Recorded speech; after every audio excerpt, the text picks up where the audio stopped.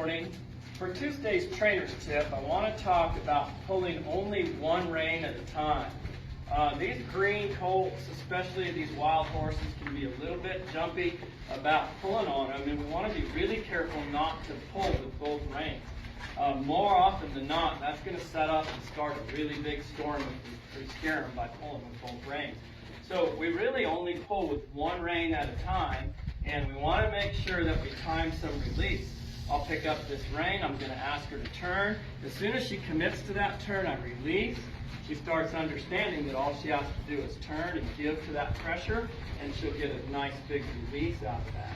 We already had kind of a big come apart with this horse this morning when this is the first time with a bit in her mouth, and the first time I asked her to turn, she had a little bit of a fit over that, really scared her. So we got to be really careful to make sure that we're only pulling with one rein.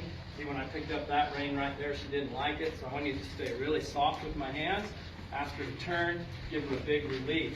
I really don't start pulling with two hands until I ask them to back up, and that's from a stop. I'm not going to stop her right now and ask her to back up. I'm going to ask her to stop by bringing this nose around with one hand here. She's going to get a little bit worried and wants to figure out how to get out of that pressure. I'm just going to keep kind of holding her here until she stops. And then when she stops, I'm going to release. I'm going to have to tell her whoa 2 or 3 times. I'm going to give her a big release for stopping and bending right there. That's Tuesday's trainer's tip. I hope you all have a great week.